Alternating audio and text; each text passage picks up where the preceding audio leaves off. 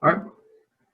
It is November 20th, 2020. It is a Friday, and today we have a guest for the mini educator board forum for today, and I would love for that guest to introduce herself right now. Hello. Hi, everyone. My name is Heather Johnson. I am a counselor at where you all go, San Bernardino Valley College. I specifically work with the first year experience program. So I work a lot with students who are coming out of either they are adults that are re entering into college, either through like they got their GED when they were older and then they want to come to college, or I work with students who are coming straight out of high school. And it's really rewarding and I really enjoy it. And I really appreciate you all having me here today. So that makes my heart happy. Thank you, Francisco. We appreciate that you're here. It's always good to hear from someone that's had experience in the field, Awesome. and with that experience, first thing is first, everybody has a story. They have a way that they got to the point where they are currently in life. So it would mean a lot to hear what your story is up until Yeah. now. So like my mother was actually an educator. So my mother taught elementary school for about 36 years. She taught third through fifth grade. And if you would have asked me like at 18, I'm 30 now, y'all. If you would have asked me at 18, like, would I be a counselor, especially working in education, I probably would have said no. Um, my first initial thing that I thought that I wanted to do, I was like, oh, I want to be a lawyer, but no. And I said, oh, I want to be a psychologist. And I was like, no. And it happened that what got me excited about counseling was I was in a sorority in college and they did this thing called like recruitment guide counseling. So you got to disaffiliate from your sorority for a summer and help young women go through like the recruitment process of being in the sorority. And I was like, oh, that's kind of cool. I said, because when I went through the process, I didn't see anyone that looked like me. Right. And so I said, I sign up for it. It'll be a good experience. Who knows? And I signed up for it and I loved it. Right. I still have friends from there. Like there's women that I've helped that end up in my sorority or different sororities that I still talk to this day, and I loved it. And I was like, well, what can I do that involves like helping students or like helping young folks? That was my thought. I was like, what can I do? Because I really enjoyed helping these young women coming straight out of high school. And one of my friends was like, you should be a counselor, and I was like, a counselor? What? Like, I don't know about that. And they're like, just check it out. And so it just so happened. So I went to Cal State San Bernardino, y'all. So I'm born and raised out here. It just so happened that like University of Redlands was at Cal State San Bernardino promoting their counseling program. And I was like, well, let me check it out. I checked it out and I was like, okay, yeah, I think this is it. At the time, I thought I wanted to be a high school counselor. That's what I thought my goal was. My thought process was these young women were coming out of high school. I'd be great as a high school counselor. And so I applied and I got accepted. So my whole thought process was like high school counseling. That's what I want to do. I want to do high school. And so how it works out, y'all, is that you have to do at least 600 hours of field work in your master's program for counseling in order to get like your PPS credential and also, be able to work and things of that nature. And so I did my first hours at San Bernardino High School and it wasn't what I expected. I don't mean that in a bad way. It's just that there wasn't counseling going on to me, right? And I'm all about class schedules and stuff like that, but I didn't feel like real counseling was going on. So I kind of went to my person in a panic. I went to like my fieldwork coordinator. I was like, I don't know if I should do this. And so she said, Heather, and my friend suggested it too. They said, well, why don't you try community college? And I never went to community college. Out of high school, I went to Cal State San Bernardino, and then I went to go get my master's. And I said, there's counselors at community colleges? And they said, yeah, just try it out. If you don't like it, you don't like it, and it is what it is. And I said, okay, let's try it. And I got like an interview at Crafton to intern with them, which was very different because it's very different from Valley. And I loved it. Like I loved being able to connect with students from all ages, right? Like 18 and on. It got me excited when I would see students who were returning who were like, oh, I can't do this. I can't pass this math class, and then graduate, right? Like I love seeing 2, 3 years later, my students graduating. And I loved it. And I was there for a year and I said, yeah, this is it. I went to community college and I was there for a year. It took me about like 6 months to get a job and I've loved it ever since. I love the work that we do. I really think that community colleges allow people to, and some cases have a second chance. It allows people to like gain their confidence and things of that nature. Because a lot of y'all are smart as all get out. You all just need the confidence, right? And I think part of it as a counselor is that I get to provide people with that confidence, right? Like today, my day was filled with appointments with students, like helping them register for spring. And, you know, it's hype to see them like, oh my God, y'all are doing so great in your classes. So I love seeing that. And it helps me get back to my community. So I was born and raised out here, and I get to see people who thought like, oh, college isn't for me, be like the top of their class. Like I remember like the first student I ever had. So I started Valley, and I'm sorry if I'm taking too long to answer this, let me know. I started Valley in 2015, and one of the first students I ever met, his name was Daryl. He's an older adult and bald head, big old beard, and he's like, I want to come back to school. And I was like, okay, cool. Like, let's get you started. And it's so great to see like how much he's grown. He graduated, now he works on our campus, right? Those are the things that make me happy when I see our students either giving back to their campus or giving back to the community and realizing like their worth. That's what makes my heart happy. So yeah. That's really good to hear that. I one you already brought this up with Daryl, Mm-hmm. and one thing that I would want to hear about is if there are any other experiences with students that you've had that have personally impacted you in a positive way or have given you a new perspective on the world around you.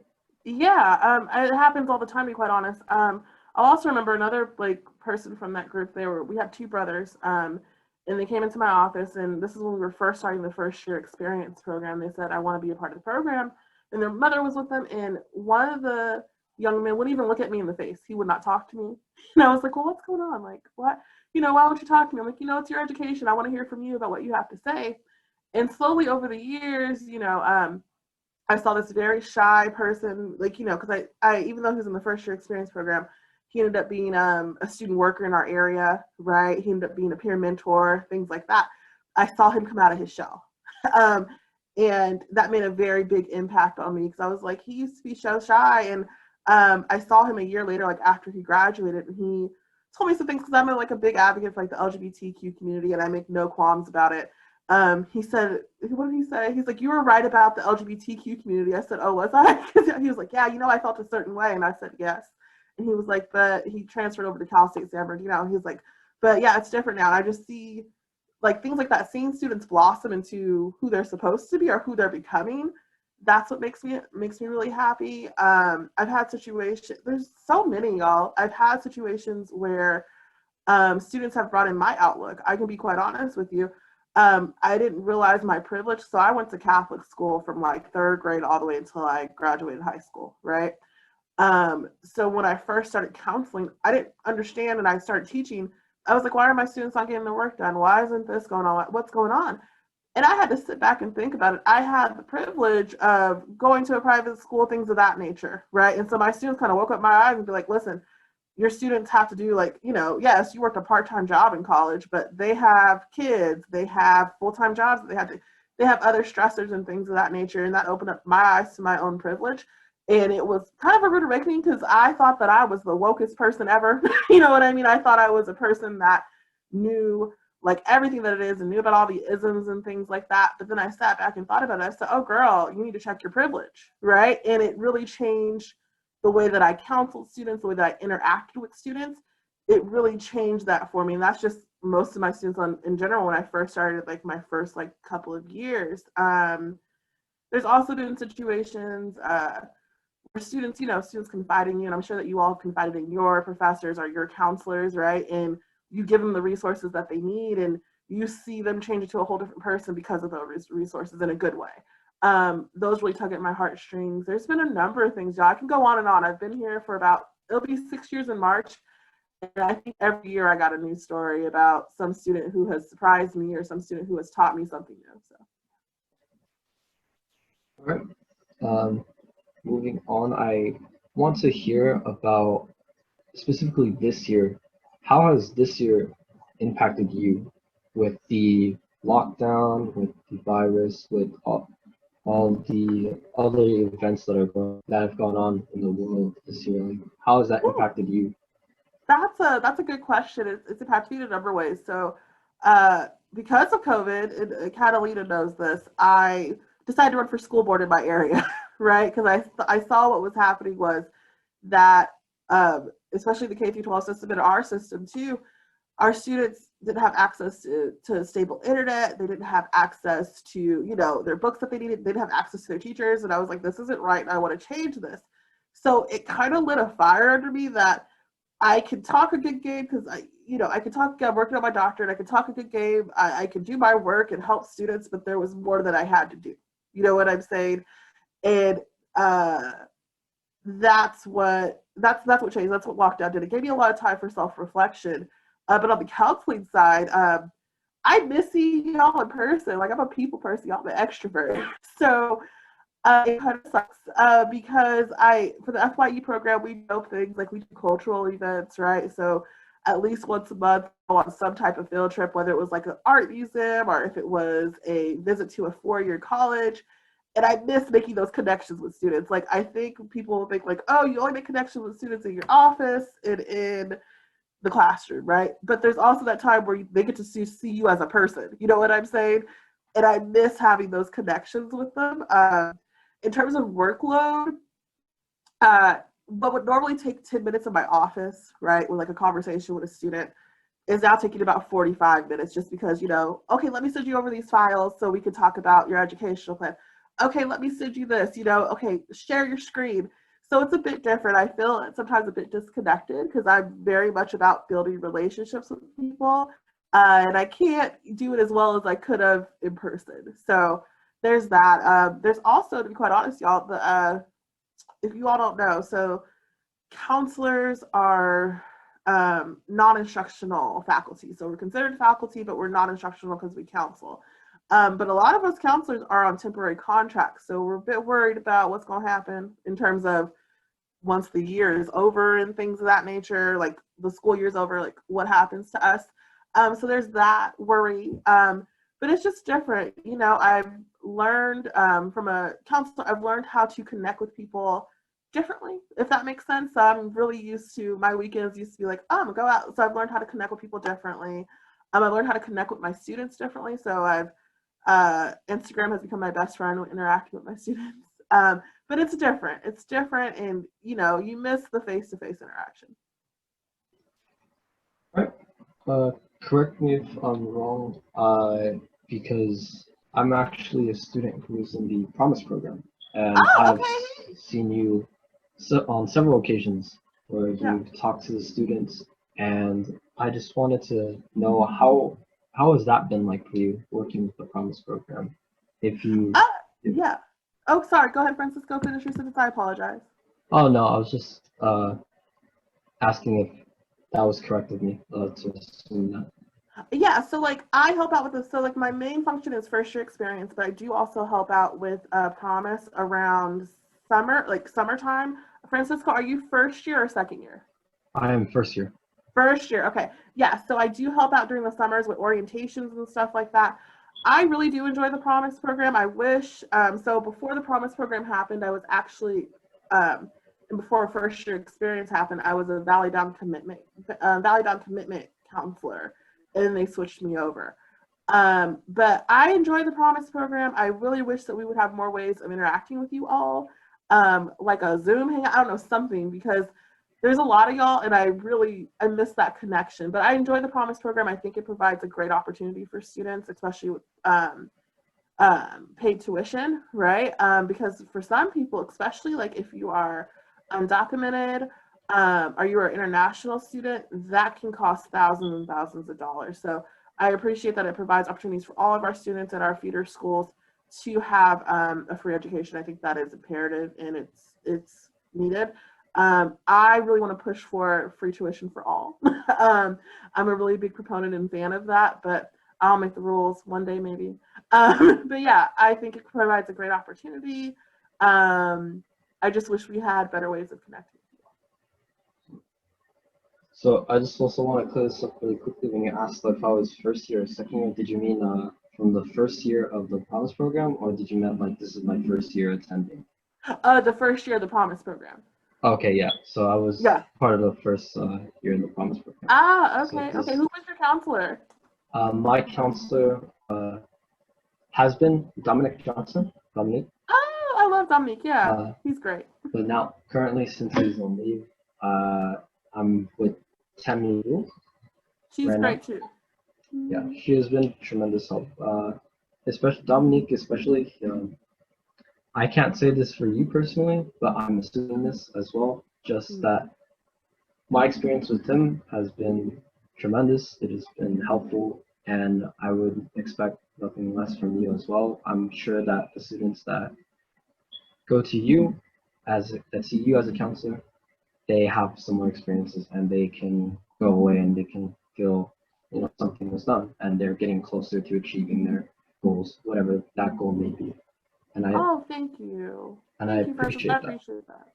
But yeah, Dominic's great. I know Dominic even before I started counseling, so he's a great guy. You're very lucky to have him as counselor. With the Promise program, is there something that you would want to see, that something that isn't in the Promise program currently that you would want to see, or is there the way it is right now? Do you think that is how? Oh yeah, no, I think that I think especially for like so the new cohort that came in wasn't provided books, and I think that books are imperative, right? I would love to see like us pay for books. I would love more opportunities, like I said earlier, where we all can connect with you just as human beings, not as student versus counselor. Because I think you all need to see our human moments. I don't think that happens right now online. We hop up on Zoom and we're like, hey, hi, or we hop up on Cranium Cafe. Hey, okay, how are your classes going? And I miss that. I wish there was ways that we can connect more. And I've said it many times in meetings. We just have to figure out what the way is that meets where you all where you're at.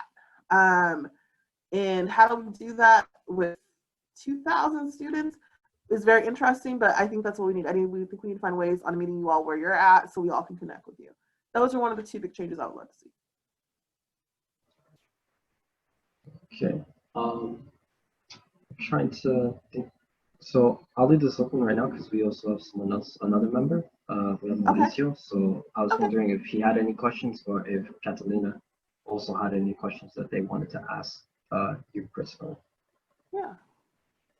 Y'all, I'm an open book. I talk too much, but I'm an open book. Well, that's fine. It's always good to just hear from other people. So was there Okay, anything that? I'll have a question. Were you at some point a teacher at all? No, I was never a teacher. Mm-mm.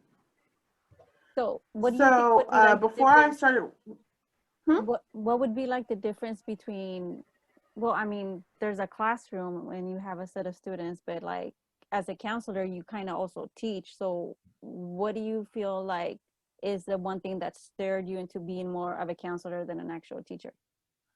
I'll be quite honest, seeing my mama. So my mother was an educator for 36 years, and they don't treat they don't treat y'all right. To be quite like they don't treat they don't. And I was just like, no, I don't think I want to be a teacher. Little kids are great, they're cool to play with, but I don't know if I could be with them for 8 hours a day. That was my different. I was like, I don't know if I can do that. I remember my mother was teaching third grade and kids would cry when their mama left. I don't know if I could do that. That's why I like adults. That's why I thought high school too. Before I started, I was like, yeah, high school, because they're not gonna cry for their mama, when they leave them for the day. But I'm glad that I ended up with adults because I don't think I could. Young kids, I don't know. But yeah, so if you're thinking about the difference, so education-wise, so you can go straight into a counseling program without any teaching experience, right? You kind of get the experience on the job, on when you're doing your hours, right? When you're doing your fieldwork hours, that's where you get the experience. So I literally, I'll be quite honest with you, before I started working at Valley, I was working at Lane Bryant. So I worked at Lane Bryant to get me through college and through my master's program. So yeah, I didn't have any experience. And I was very shocked when they told me. I never forget, my first couple of weeks working, they're like, "Oh, you're gonna teach classes." I said, "Teach classes for who? I'm a counselor." I didn't know about all that. Like, yeah, you're gonna teach student development courses. I said, huh? Which I'm glad I do. I love teaching because it's another way to connect with students. But yeah, that's the main difference. You can go straight into there without any teaching experience. But what, besides my mother, would also made me go like the counseling route is I love the one-on-one conversations that I get to have, right? Something happens, especially when you're in person, when you close the door, and you're like, hey, boo, what's going on? How you doing? You know, you can notice like changes and shifts in attitude, like if they're feeling down or if they're stressed out, and having that person that they can listen, that person that's non-judgmental, that's just like, hey, I get it. Let's figure out a solution. I love doing that. That's what makes my heart happy. The individual conversations. I don't think I could get the same in a group setting that I would with my one-on-one conversations with students. As a counselor, how many students are in your case file or whatever we want to call it? Yeah, so for the first year, only 87 students on my caseload.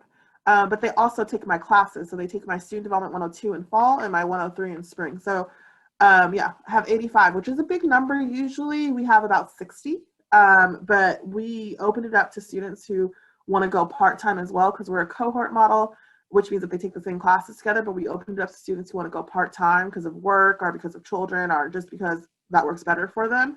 And so it bumped our numbers a bit by like 20 something, like 27 students. So yeah, we're at like 88, 87, 88. Thank you. One of the things you mentioned earlier was that as a counselor, you're like by term or by year. So you're worried about the end of the Oh yeah, year. well just me. So there's, so yeah. So there's like, so this is good to know, y'all. If you all do want to become counselors at one point, especially in the community college area, you have 3 different types of counselors. You have your adjunct counselors who are your part-time counselors, right? They're on an hourly, they get paid hourly. So they think they work part-time. They get paid hourly and they probably work about like 3 days a week at the most. Then you have your temporary full-time counselors. That's where I follow under. Your temporary full-time counselors get a yearly contract, right? You're full-time, so you get the benefits and all that loveliness, but you're not a permanent employee, which means that every year you got to sit there and be like, oh, is my contract getting renewed or not, right? And then last but not least, you have those who are tenure track or tenured. So tenure track people, they go through their 3 years of tenure, and then if their deans and VPs approve it, then their tenure, which means that they basically have a job for life. So let's say, for example, first year experience no longer ceased to exist, but I was a tenured counselor, they would just put me in another department because, I'm there for life. So yeah.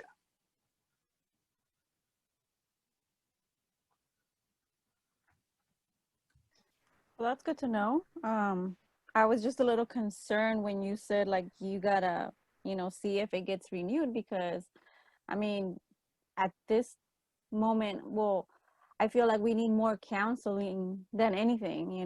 So it would be, it's again concerning that we're missing out on counselors when that is one of the most important things that are helping us get through this situation. Yeah, and it'll be interesting to see because, as you know, if you all don't know, enrollment, of course, has gone down because people want to be in person versus online, which I totally understand. But that affects, budgeting and all that loveliness that comes along with it. So I agree. What tends to happen in times of crises and things of that nature is that what we need the most tends to diminish, which sucks. But I totally agree with you on that. I can say that I'm still here because of my counselor. Because back in May, I was like just like ready to quit on one for sure of my classes, and I would just call her and be like, I can't do this anymore. I don't know what to do. I'm not hearing anything from my teacher, and then like school's gonna be done in about 2 weeks, and I don't even know what my final is. He hasn't posted anything, and I'm like, I was so concerned about like I can't do this. And then it's like we made an appointment and I saw her, and just seeing her just kind of made me like calm down. And then she's like, okay, talk to me. What's going on? I'm like, this, and this. And she's like, listen, what class is this? Oh, well, it's philosophy. It's like, the problem is like, you're a STEM student. You're so used to getting, told how you got to do certain things and following certain steps, because, it's the way that it's organized. Like, this isn't, and we had no homework. So I was like, I don't know, like what grade I have because I've never turned in anything. And then she's like, this is philosophy. All you got to do is think. So just relax and think until he tells you what you got to do. You know, don't worry about it, you know? And I was like, okay, you know, but just like having that moment with her and just, you know, talking with her and then like seeing stuff, because we all have our own way of thinking about ourselves. Mm-hmm. So I was telling myself I couldn't do this anymore. Like I can't, you know, it sucks and the situation out there is crazy. But she was able to look at me and be like, this is how you are. Maybe I don't see it, you know, but she was able to like, you know, through her eyes tell me, no, this is how you are. And I understand that you're having trouble because you're used to this, Mm-hmm. you know, and unfortunately, not everything's the same and you're still good and that's okay. And just, you can do this. Basically, that's what she told me. And I was like, okay, Miss Smith, okay. So I'm still here and I got an A. So if it wasn't for her, I don't think I would have had the courage to keep going, especially right now. And then afterwards, I still did summer, and I was like, okay, I can do this. And then, you know, I talked to her again, and now I'm here, you know, taking 4 classes during the craziness of the pandemic, and you know, trying to get a hold of tutors and online, and not really understanding everything on Zoom, and you know, whatever we gotta do on the web assign thing that doesn't like take my test when I'm supposed to take it. So now I gotta take like pictures of it and submit it online through to the teacher. Like it's such a struggle. But I gotta say I've been able to keep up with it because, you know, I'm my counselor. Just knowing that she's there and like, you know, like she'll guide me is like a big relief. So I'm very thankful for her, and I'm thankful for you for choosing to be a counselor, because as teachers are important too, but we also need, like you said, that human connection. You know, we're not just like the academics part of it. You know, we need the other side as well. And I'm glad that we have you guys. I hope somebody renew her contract, please. Right, just FYI, but I appreciate that. No, yeah, I really do. And I appreciate y'all. Like you all are putting on these events in a time of COVID and building community through that, but also being informative about it and being intentional about it. And I think that's great. So I appreciate y'all, because students need connection, and I'm glad that you all are doing it in a way that's socially distanced safe. I saw that you all did the food drive. So y'all keep on doing that. I'm really proud of y'all. Even though I don't know everybody, I'm really proud of y'all. It's been good hearing about everything that you have to say so far. And I had asked earlier about the Promise Program, about what kind of changes you want to see in it that aren't there right now. So now I want to ask you, what kind of changes would you want to see for Valley as a whole that you would want to see? Okay, so I'll keep it 100 with y'all. One thing I would love to see is that our faculty represent our students, right? And we do have, I'm very lucky in the department that I run, we have a lot of Black and brown individuals that are in our department, and I love that. But I think we need to see that across the board, right? Not just in the counseling department, I would love to see that across the board, because representation matters. I think that's one of the key things. And I even say that in K through 12. I would like more transparency, especially for y'all. Especially now during this time, I would love there be more transparency, so y'all know exactly what to expect for at least a year from now, which is hard for us to do because we've all never been in a pandemic. But that's what I would love to see. I would love us to be more, and we're getting there because we were kind of forced to because of COVID, but be more tech savvy, right? Y'all, my dream is, and I know this is never going to happen, but I always joke, if there was something for if there's a such thing as midnight counseling, y'all, I would thrive because I'm a night owl. That's probably not going to happen. But I would love more things that are accessible to our students. I feel that at times, and this happens for all of education, they tend to say, well, our students have to meet us here. And it's like, no, our job is for the students. We need to meet our students where they're at. So that's one of my biggest things. I would love us to see, and we're doing it. We used to have, before COVID happened, y'all, we used to have a community event where we would go out into the community. But I would love to see more of that. We are a community college, so by essence, we should be tied to the community, right? But I would love to see us do more outreach to the community, more engagement with the community. And we have done that when we have events on campus that are open to the public, but also allow the community to have events on our campus, right? So for example, like let's say we used to have like a winter festival.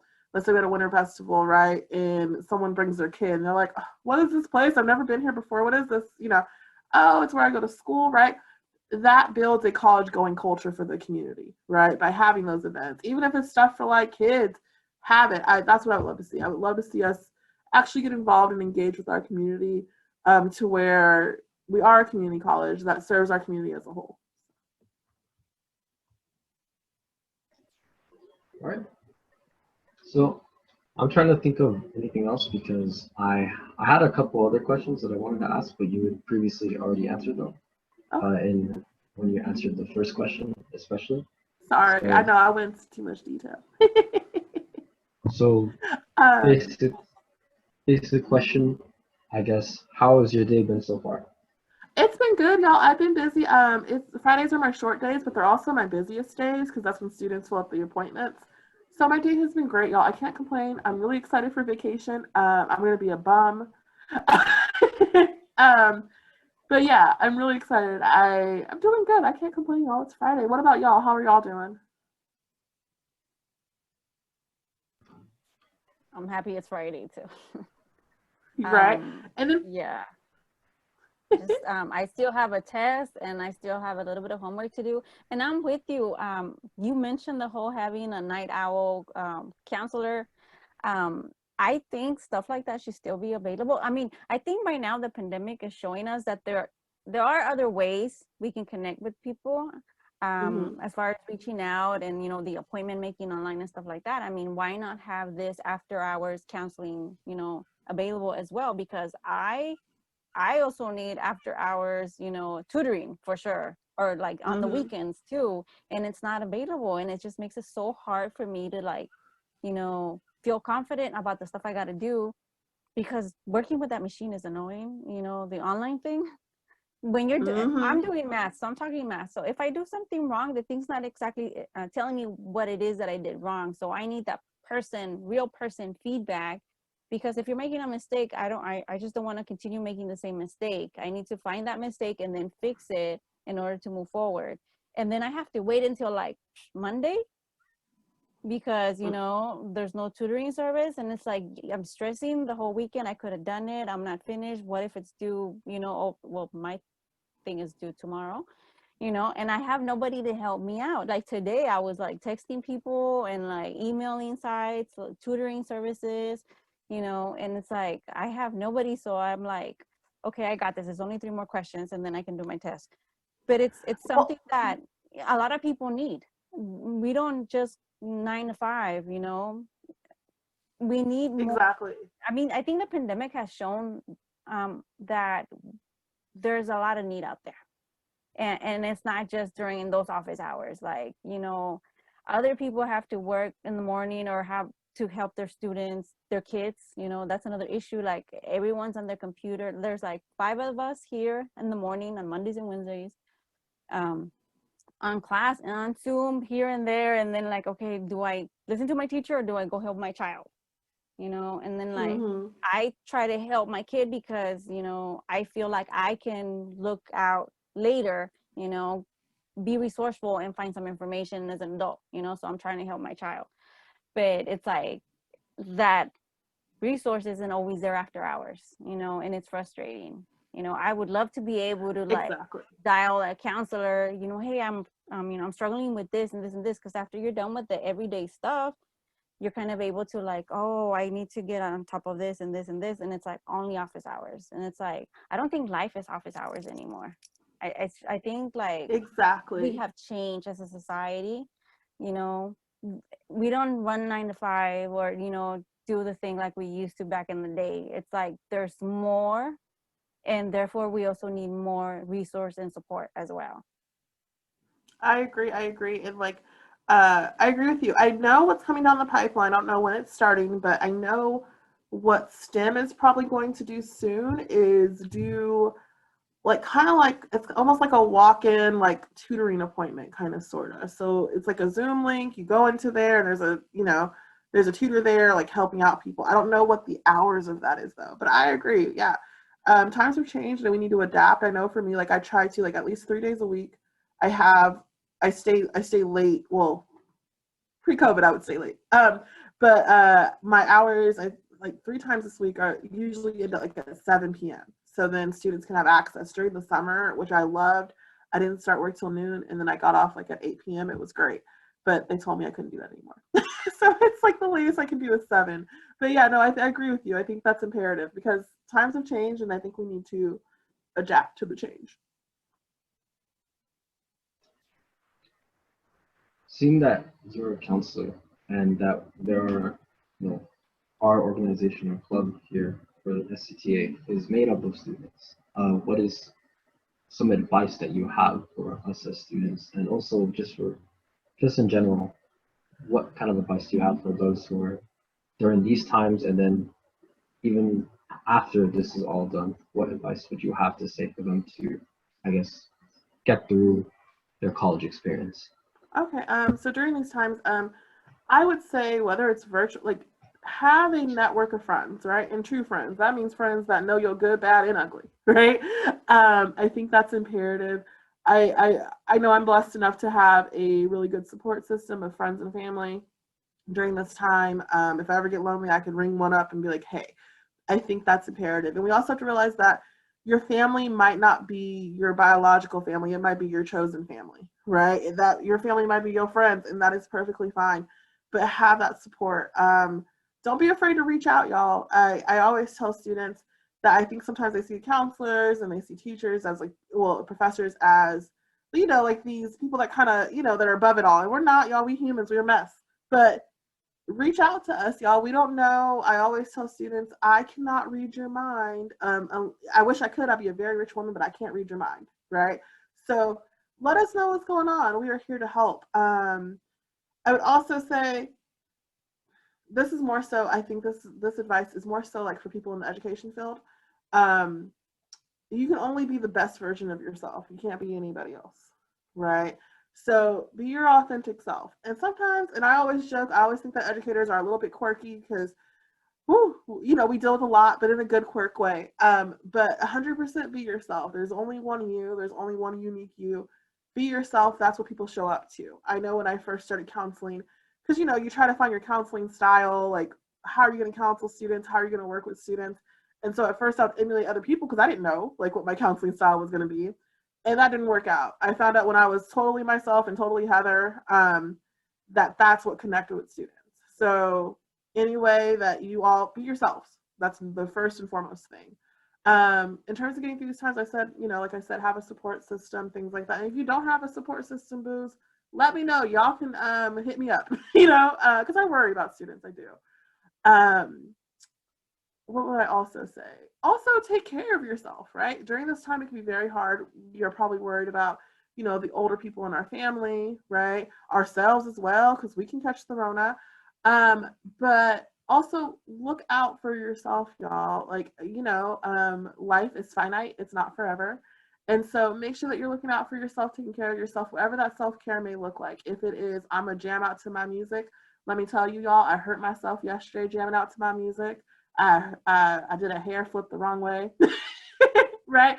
But it was my self-care moment, right? Of me just jamming out.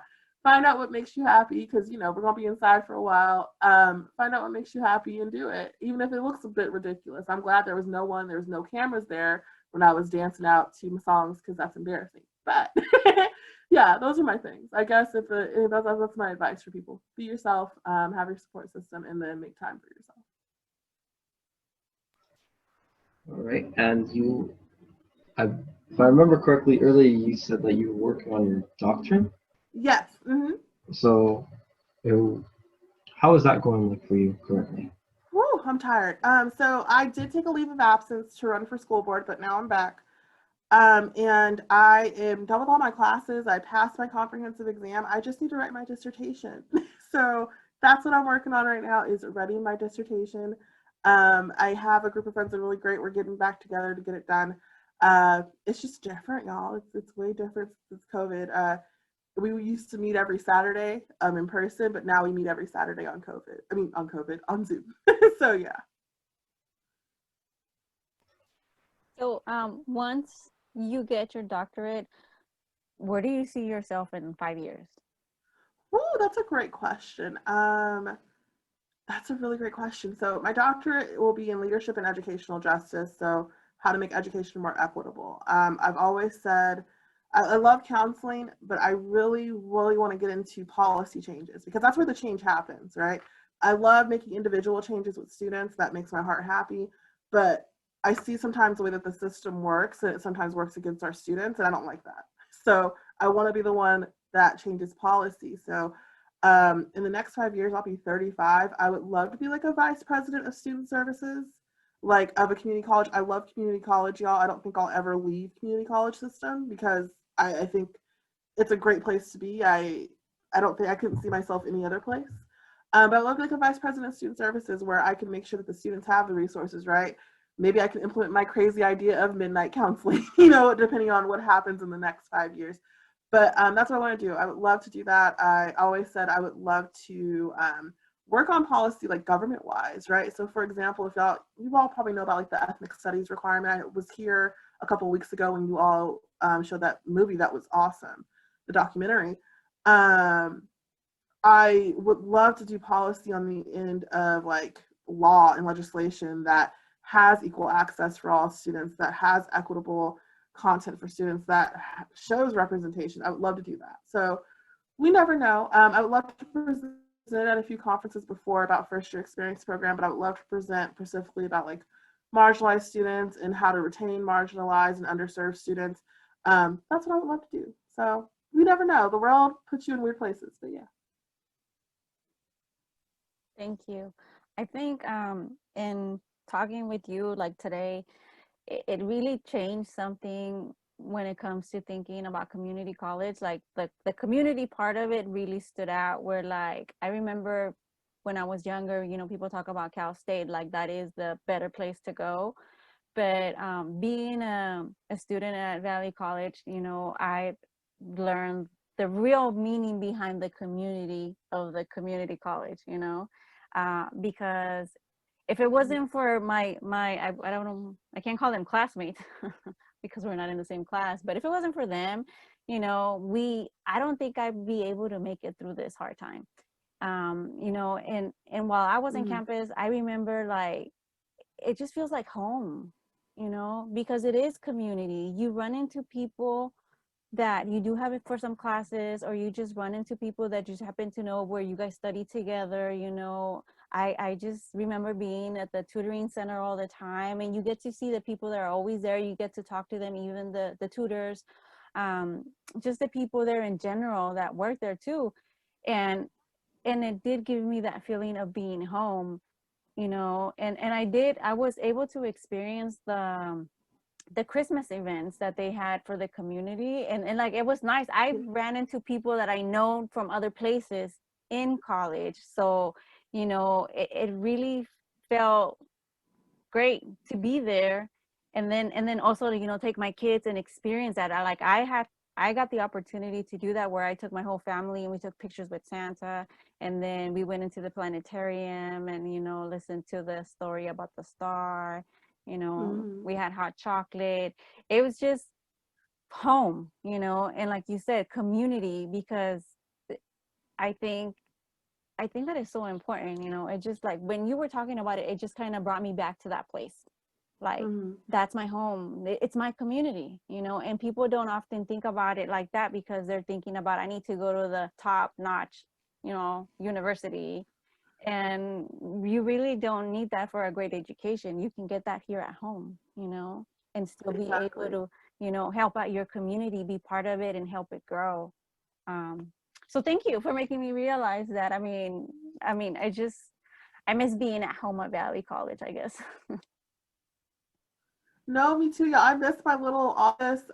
So I miss my little office in the LA building. Now, y'all, as you all know, the LA building is the oldest building on campus. But I miss my little building. I do, and yeah, it's all about community. That's one of my biggest things. I want to give back to my community any way that I can, and that's why I love community colleges, because for the most part, they're all about the community. If I can speak briefly on my experiences going from high school to community college. Before entering community college, it was never really, at least up until not even the entire uh, year for my entire senior year, but really the last several months of my senior year was when I started to have this realization of community college as being an option.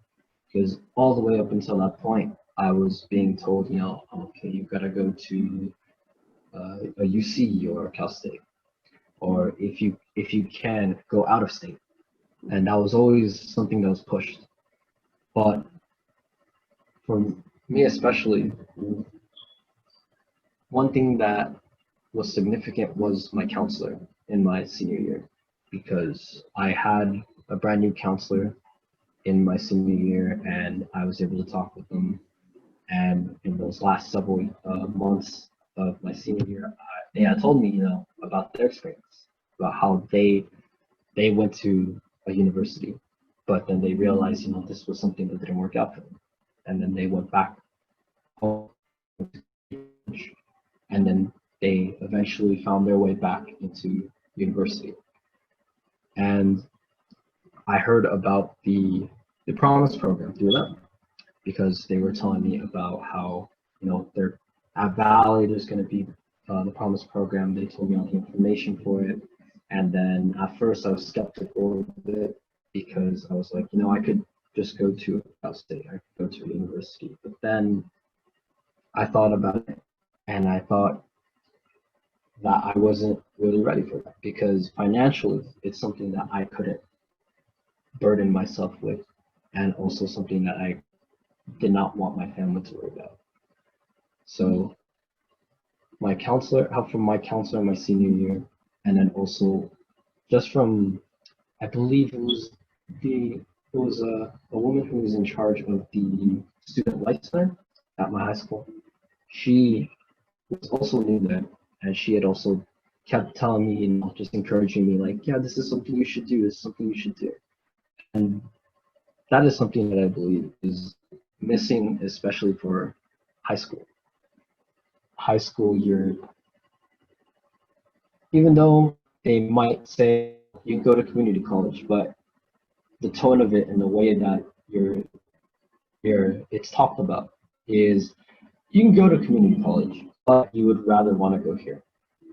But I would, from my experiences, I would say you would want to go to community college first, because it gives you a lot more opportunities than you might think. And something that I believe in now compared to 2 years ago is, I believe that a lot more people should be going to community college and building up that community, so that more people can look at it and then say, you know what, I'm proud to be here, and then expand onto that, into wherever I want to go after, say I transfer. That's something that I believe that I'm doing in SCTA, and something that I hope that other students in the Promise program, and just anyone else who's made that transition from high school to here at Valley, I hope that they're able to make, or have made already. I love that. I think that's great, Francisco. And you're right. I think that we need to kind of unveil like the quote unquote stigma that people have about community college. Because listen, every level of divisional that you do is the same thing that you would do if you were at UCLA. You know what I'm saying? And I think people negate that and like, oh no, but it's true. And I agree with you. I hope that people in the Promise program, or people just at Valley College just in general, realize that, what the community college offers, and hopefully gives back, in some way to their community. And it doesn't have to be directly through Valley College, but it could be, by sharing their story, very similar to how your the people in your life, your new counselor and the career tech at your school said the same thing. You know what I mean? By sharing their stories. I think that's how change happens, and that's how we like change the narrative, because community college is great. And I always say, if I would have known about like going to community college, I would have went, because I would have saved my mom a lot of money at Cal State San Bernardino my first 2 years. So I agree with you on that. So let's say you have a student that comes into your office and they want to be like you. They want to become a counselor. What would be the steps they have to take? Okay, that's a great question. You would start off, so you would have to get a bachelor's, usually something in the social sciences arena, right? So usually psychology, sociology. Some people do a liberal studies for like teaching, right? And then after that, you have to go get a master's. So my master's is in educational counseling. Some local ones are, of course, University of Redlands, where I went to. Cal State San Bernardino has a program. Cal Baptist has a program. You have to go ahead and do that. It's about 2 years. It's coursework. So I think I took about 3 to 4 classes a semester for my 2 years. And I also did field work. So I was a busybody, y'all. Since I worked part-time at Lane Bryant, I was busy. So I worked at Lane Bryant mostly on the weekends. And then during the week, at one point, I had like 3 different internships. So I interned at Crafton. I interned at University of Redlands in their career center. And then I interned at San Bernardino High School. So I was doing those. And I was also involved, so I always tell students, if you want to know more about your craft, whether it's teaching, counseling, anything of that sort, get involved. So I was also a research assistant for the chair of the counseling department. So Dr. Morgan, who I love to this day, he's one of the best mentors I've ever had. And so I did that. So he did the role of like the school counselor, because no one really knows the role of the school counselor, and I helped out with that. And so, yeah, once you do that, you go ahead and you graduate, and then you start looking for jobs. Now, that's the hard part, y'all. So jobs in higher education are very hard to come by. That's why it's important that you network. So I always tell students, network, network, network. How I got my job was actually through a person that I interned with. So I'm gonna tell y'all a little story. My friend Ty, she's also a counselor at Valley. She was she's a bit older than me, but she graduated earlier than me because she started her program earlier. So she started off part-time at Valley. And she told me, she said, hey, did you put your application in for the part-time pool for Valley? I said, yeah, I did that like 6 months ago. I still be able to find a job. I'm still working at Lane Bryant. And she said, okay. And because of the good work that she put in for my boss at the time, saying, hey, I have a friend that applied. She is new, but she'd be a great counselor, just if you could interview her. They interviewed me, and y'all, I thought I did horrible.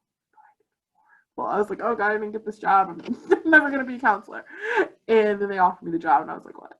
And so I started off as adjunct. So just FYI, for people who want to be community college counselors, you're most likely going to start off as a part-time counselor, right? So I started off as part-time, but it was very quick. I was doing like 23 hours per week. And then that spring 2015, and then that fall, they asked me, oh, do you want to teach some classes? And I was like, yeah. So I taught 2 classes, and I also counseled. And then that summer, they offered me full-time, and so temporary full-time. So I was like, yeah, I'll take it. And so that's how it works. So if I had to surmise it, because I know I talk long, get your bachelor's in the social sciences, go ahead and get your master's. Field work, field work, field work. I say try to get as many field work experiences as you can, so you can network, so you can get a job, and then go out into the field, apply for everything, y'all. Every single thing that you can apply to, and you never know who might bite, because I applied everywhere. And the first person that bit that was like, oh, we need to interview, was like almost 2 hours away from like where I live. And then it just so happened, like literally like the next day, I got a call from Valley, and they were like, do you want to interview? I was like, yeah, because y'all are 10 minutes away from my house, right? And y'all are like literally in my backyard. Yes, yes, yes. So patience is key. So you wouldn't necessarily need the teaching credentials to teach, because No. Not for that class. Okay. Not for that class. So at the community college, y'all, all you need is a master's in that subject, right?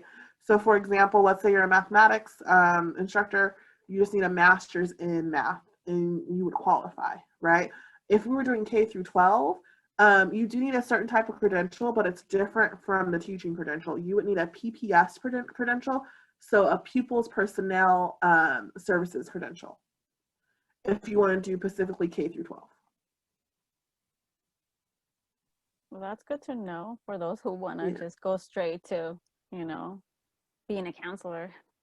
Because because the PPS credential, you can get it, because so I did both. So I did the K through 12 track and the higher ed track.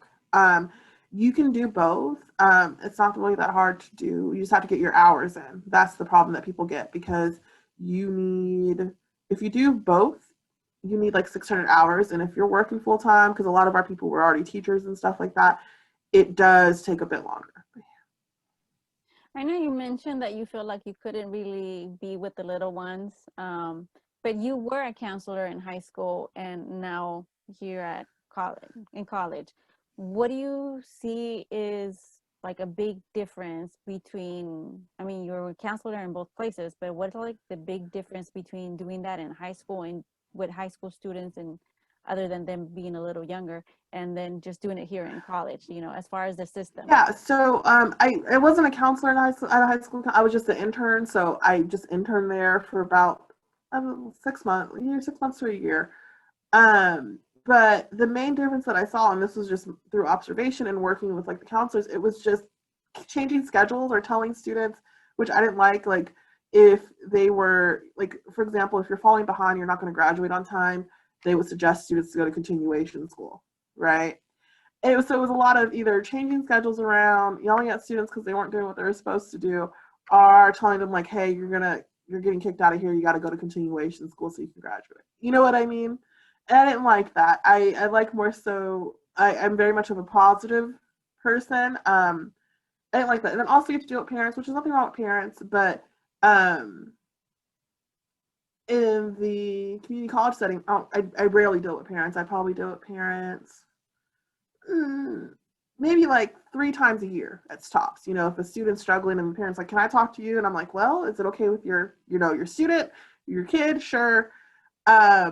But yeah, that's the main difference. With here, I can do a lot more career exploration, right? So since I work in a cohort model, I can do career exploration. I can have them take different assessments and see, hey, okay, so this is what this says about you. How do you want to proceed? I get to do that, which I love to do, because to be quite honest, y'all, people change their majors about 6 times on average. So it's kind of cool to see how people change and progress as they learn more about themselves. I also get to see them either go to the college of their dreams or get that job of their dreams once they graduate. I love seeing that, y'all. That is so cool to see. Or even seeing I've seen a couple of students graduate from the nursing program, right? Or stuff like that. I love seeing that. You can see students graduate from high school, and that's important too, but seeing them get to their dreams or getting closer to their dreams makes my heart happy. So that's the cool thing about it is, and I get to have realer conversations, I believe, with students, because they all are adults, right? So I can tell them if they're messing up, and there's no hard feelings about it. Listen, you got what's this 40% in English? What's going on? Let's talk about this.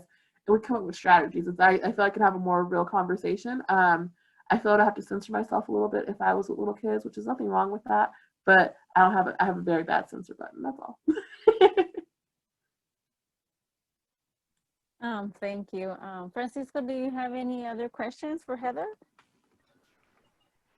No, I think that everything that I wanted to ask was answered, and I appreciate that. And I just think that, this has been a good experience, I would say, because just being able to hear from a counselor, because so far all the other guests that we've had have been professors or teachers.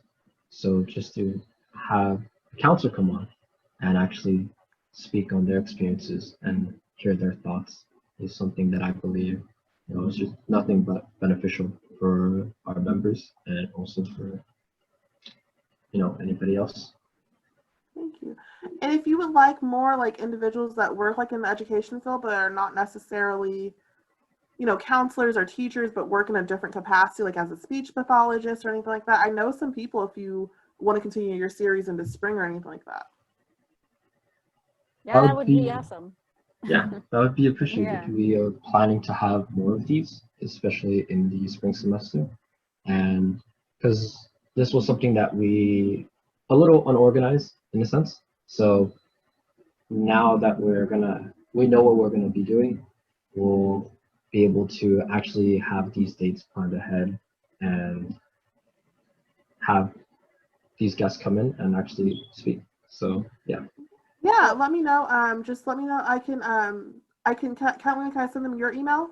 Whose email do I send them yes, that's fine. to? Okay. So We I'll we send them your email, and then I can do a post on Facebook tonight, like, "Hey, educators, I have X, Y, and Z," and then the people who respond, I will send them your email, Catalina. thank you. We are definitely getting used to this new way of, hosting events. And at first, it was, I guess, like you said, a little unorganized because we weren't sure. Like everybody out there, we're just kind of one day at a time. And now that we know for sure that this is gonna be what it's gonna be for a while, we're kind of like, finding our own way of, okay, well, from now on, this is how we're gonna do things because that's the only thing we can do for now.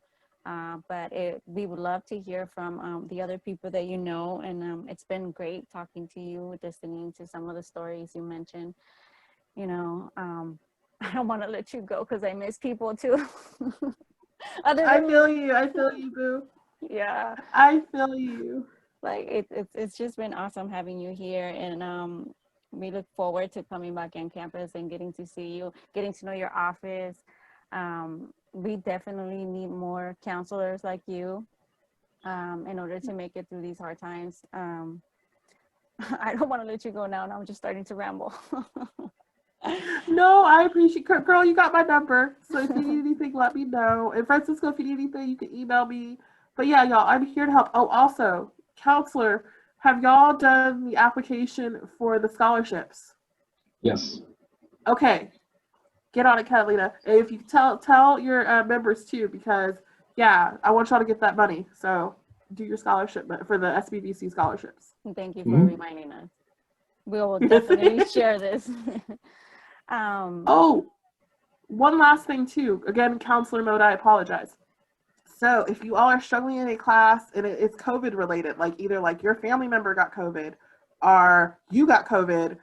I mean, I don't think pets can get COVID. I don't know, but um, you can you can do an academic exception to see if they will give you an excuse withdrawal versus a withdrawal for fall as well.